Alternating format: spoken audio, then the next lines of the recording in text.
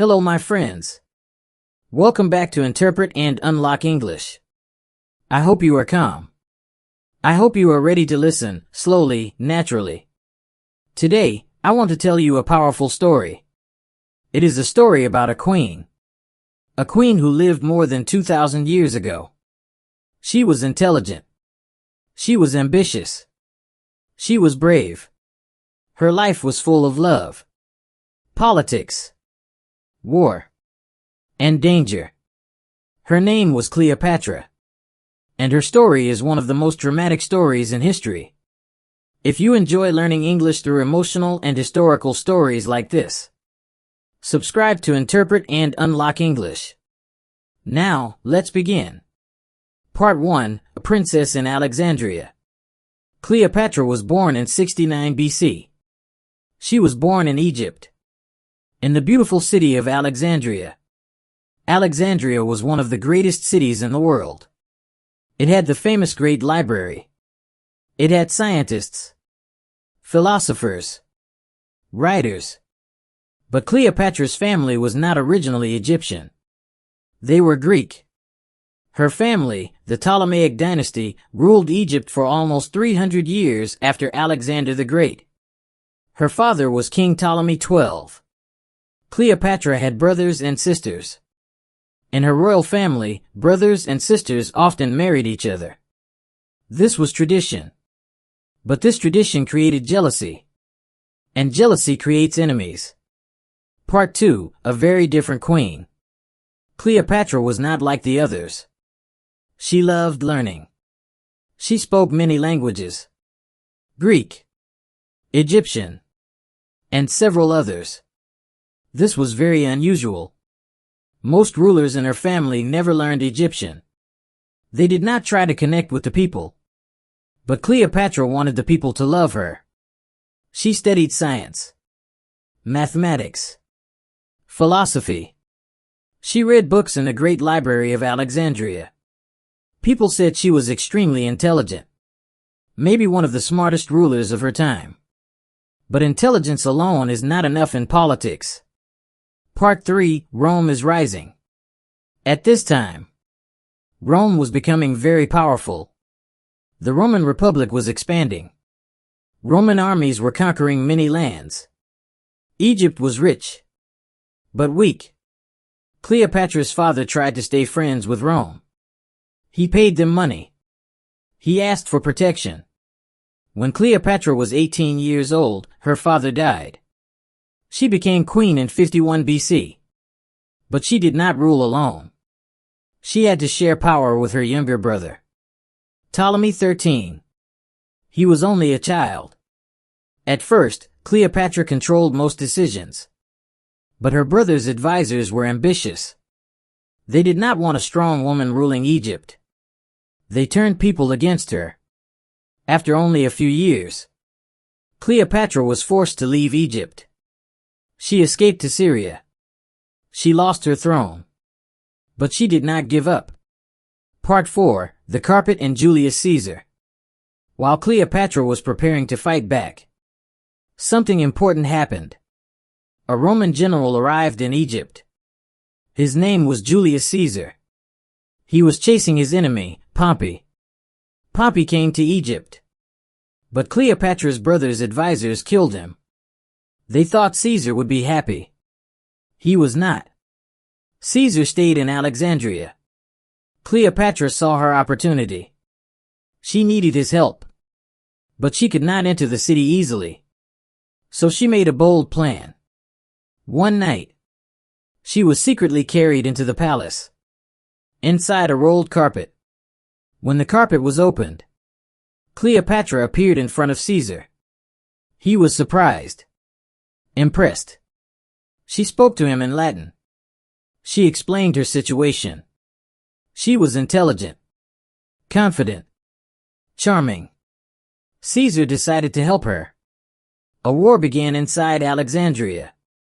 After months of fighting, Caesar defeated her brother. Ptolemy XIII died in the Nile River. Cleopatra became queen again.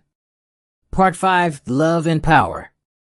Cleopatra and Caesar became close. Very close. She had a son. She named him Caesarion, Little Caesar. Later, she traveled to Rome. She stayed in Caesar's villa. But many Romans were angry.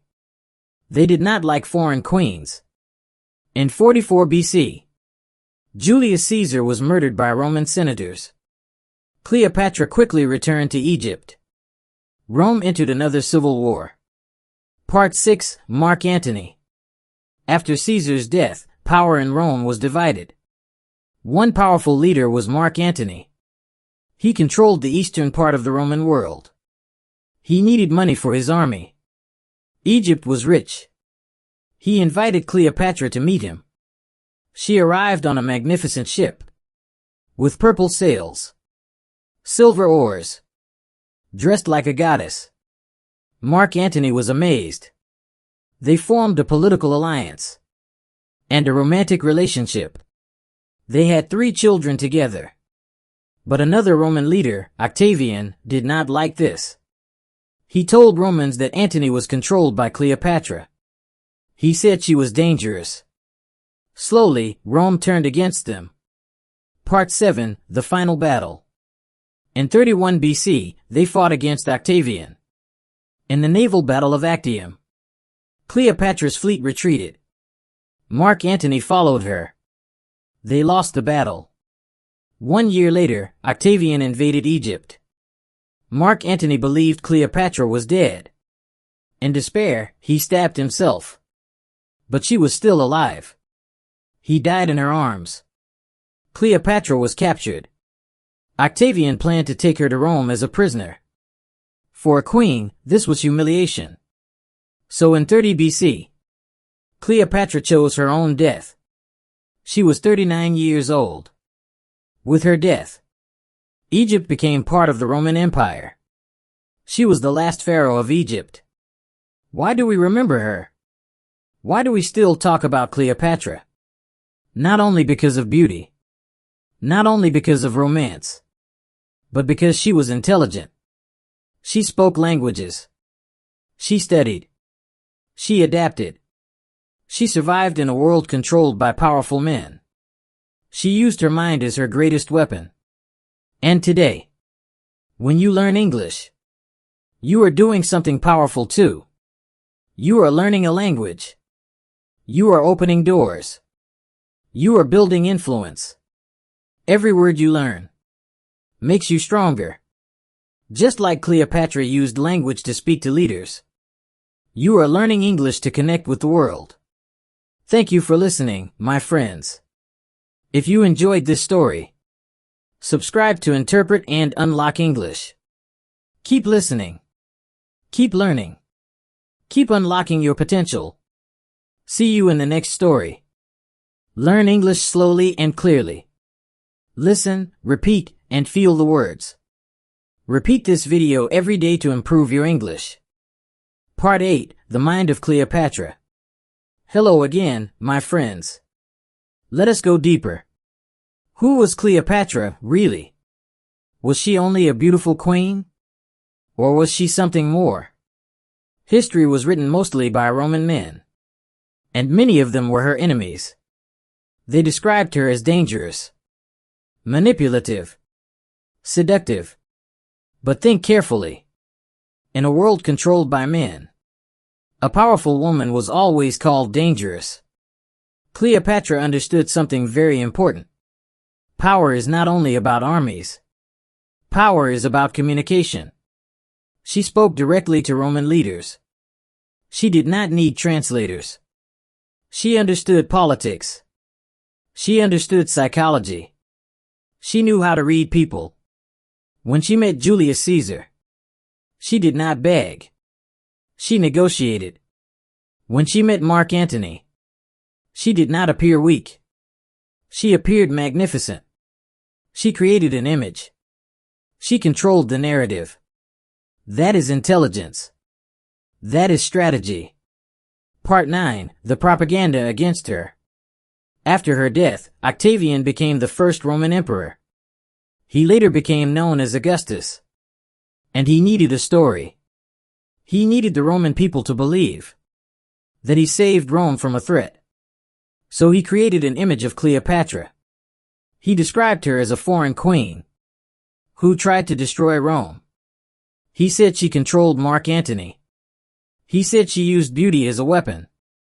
But remember, the winner writes history. Cleopatra could not defend herself. Her voice was gone. For centuries, people repeated the Roman version. But modern historians believe something different. They believe Cleopatra was highly educated. They believe she was politically skilled. They believe she was fighting for Egypt's independence. She was not trying to conquer Rome. She was trying to protect her country. Part 10, The Woman Behind the Crown. Imagine being Cleopatra. You become queen at 18. You are surrounded by enemies. Your own brother wants you dead. The most powerful empire in the world is watching you. Every decision you make can save your country or destroy it. She lived under constant pressure, constant danger, constant political tension. And yet, she studied. She planned. She negotiated. She gave speeches. She built alliances. She raised children.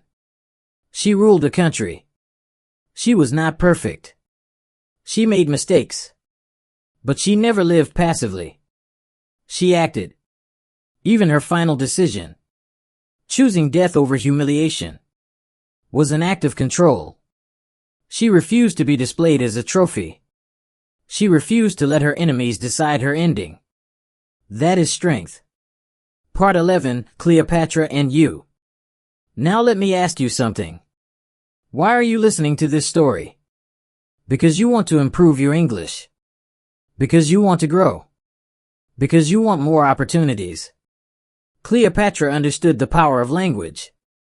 She spoke many languages to connect with different cultures. Language gave her influence. Today, English is a global language. When you learn English, you are expanding your world. You can communicate internationally. You can understand history. You can access knowledge. Every minute you spend listening is building your power. Just like Cleopatra used knowledge as her strength, you are using English as yours. Part 12, Her Legacy. More than 2,000 years later, we still speak her name. Cleopatra. Not many rulers are remembered for so long. Empires disappear. Kings are forgotten. But powerful personalities remain. She became a symbol of intelligence, of ambition, of courage, of tragedy. Her story reminds us that life is complex. Power is fragile. And history is not always fair. But learning is always power. Final closing, strong emotional ending. From the palace of Alexandria, to the halls of Rome, to the pages of history, Cleopatra's story continues to live. And today, in this moment, you are learning English through her story. That means history is alive. That means knowledge is alive. And that means you are growing. Keep listening. Keep learning. Keep unlocking your mind.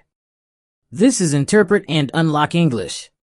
And I will see you in the next story.